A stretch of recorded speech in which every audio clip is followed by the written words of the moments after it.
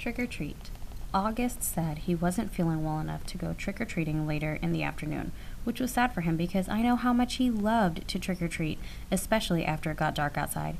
Even though I was well beyond the trick or treating stage myself, I usually threw on some mask or other to accompany him up and down the blocks, watching him knocking on people's doors, giddy with excitement. I knew it was the one night a year when he could truly be like every other kid. No one knew he was different under the mask. To August, that must have felt absolutely amazing. At 7 o'clock that night, I knocked on his door. "Hey," I said. "Hey," he said back. He wasn't using his PlayStation or reading a comic book.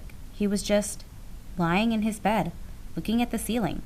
Daisy, as always, was next to him on the bed, her head draped over his legs. The Bleeding Scream costume was crumpled up on the floor, next to the Boba Fett costume. "How's your stomach?" I said, sitting next to him on the bed. "I'm still nauseous." "You sure you're not up for the Halloween parade?" "Positive." This surprised me. Usually August was such a trooper about his medical issues, whether it was skateboarding a few days after a surgery or sipping food through a straw when his mouth was practically bolted shut. This was a kid who's gotten more shots, taken more medicines, put up with more procedures by the age of 10 than most people would have to put up with in 10 lifetimes. And he was sidelined from a little nausea? "You want to tell me what's up?" I said, sounding a little bit like Mom. "No." "Is it school?" "Yes." "Teachers? Schoolwork? Friends?" He didn't answer. "Did someone say something?" I asked. "People always say something." He answered bitterly. I could tell he was close to crying. "Tell me what happened," I said. And he told me what happened. He had overheard some very mean things some boys were saying about him. He didn't care what the other boys had said. He expected that. But he was hurt that one of the boys was his best friend, Jack Will. I remembered his mentioning Jack a couple of times over the past few months. I remembered Mom and Dad saying he seemed like a really nice kid, saying they were glad August had already made a friend like that. "Sometimes kids are stupid," I said softly, holding his hand. "I'm sure he didn't mean it." "Then why would he say it? He's been pretending to be my friend all along. Tushman probably bribed him with good grades or something. I bet you he was like, 'Hey Jack, if you make friends with the freak, you don't have to take any tests this year.' You know that's not true, and don't call yourself a freak. Whatever. I wish I'd never gone to school in the first place.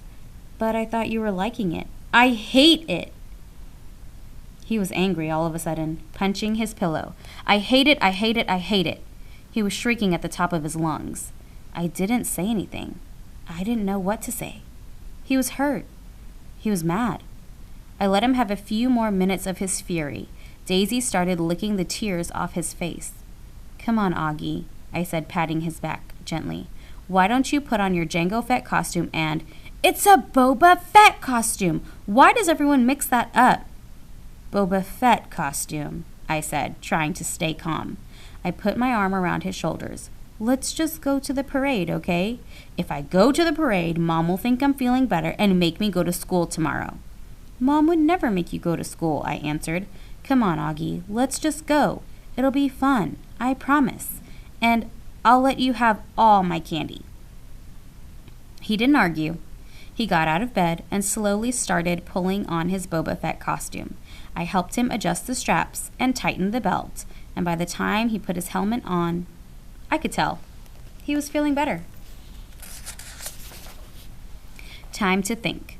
August played up the stomachache the next day so he wouldn't have to go to school. I admit I felt a little bad for Mom, who was genuinely concerned that he had a stomach bug, but I had promised August that I wouldn't tell her about the incident at school. By Sunday, he was still determined not to go back to school. "What are you planning on telling Mom and Dad?" I asked him when he told me this. "They said I could quit whenever I wanted to." He said this while he was still focused on a comic book he was reading. "But you've never been the kind of kid who quits things," I said truthfully. "That's not like you." I'm quitting. I'm quitting. You're going to have to tell Mom and Dad why, I pointed out, pulling the comic book out of his hands so he'd have to look up at me while we were talking. Then Mom will call the school and tell everyone, and everyone will know about it. Will Jack get in trouble? I would think so. Good. I have to admit, August was surprising me more and more. He pulled another comic book off his shelf and started leafing through it. Augie, I said, are you really going to let a couple of stupid kids keep you from going back to school? I know you've been enjoying it. Don't give them that power over you. Don't give them the satisfaction. They have no idea I even heard them, he explained. No, I know, but Via, it's okay. I know what I'm doing. I've made up my mind. But this is crazy, Augie, I said empathetically, pulling the new comic book away from him too.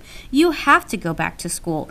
Everyone hates school sometimes. I hate school sometimes. I hate my friends sometimes. That's just life, Augie. You want to be treated normally, right? This is normal. We all have to go to school sometimes, despite the fact that we have bad days, okay? Do people go out of their way to avoid touching you, Via? He answered, which left me momentarily without an answer. Yeah, right. That's what I thought. So don't compare your bad days at school to mine. Okay? Okay, that's fair, I said. But it's not a contest about whose days suck the most, Augie. The point is we all have to put up with bad days. Now, unless you want to be treated like a baby the rest of your life or like a kid with special needs, you just have to suck it up and go. He didn't say anything, but I think that last bit was getting to him. You don't have to say a word to those kids, I continued. August, actually, it's so cool that you know what they said, but they don't know that you know what they said. You know? What the heck? You know what I mean. You don't have to talk to them ever again if you don't want to, and they'll never know why, see? Or you can pretend to be friends with them, but deep down inside, you know you're not. Is that how you are with Miranda? He asked. No, I answered quickly, defensively.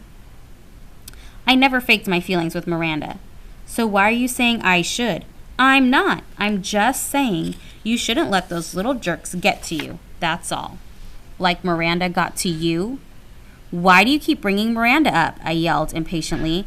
I'm trying to talk to you about your friends. Please keep mine out of it. You're not even friends with her anymore. What does that have to do with what we're talking about? The way August was looking at me reminded me of a doll's face. He was just staring at me blankly with his half-closed doll eyes. She called the other day, he said finally. What? I was stunned. And you didn't tell me? She wasn't calling you, he answered, pulling both comic books out of my hands. She was calling me, just to say hi, to see how I was doing. She didn't even know I was going to a real school now. I can't believe you hadn't even told her. She said the two of you don't hang out much anymore, but she wanted me to know she'd always love me like a big sister. Double stunned. Stung. Flabbergasted. No words formed in my mouth. Why didn't you tell me? I said finally. I don't know. He shrugged, opening the first comic book again. Well, I'm telling Mom and Dad about Jack Will if you stop going to school, I answered.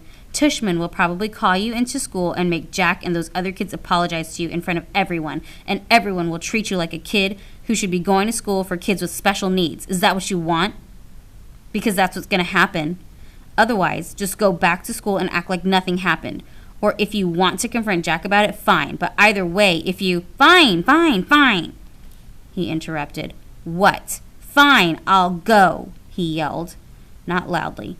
Just stop talking about it already. Can I please read my book now? Fine, I answered, turning to leave his room. I thought of something. Did Miranda say anything else about me? He looked up from the comic book and looked right into my eyes. She said to tell you she misses you, quote unquote. I nodded. Thanks, I said casually, too embarrassed to let him see how happy that made me feel. Okay, we're going to stop here. I want you to make sure you have your notes taken. Go ahead and put this away and move on to the next thing on your checklist.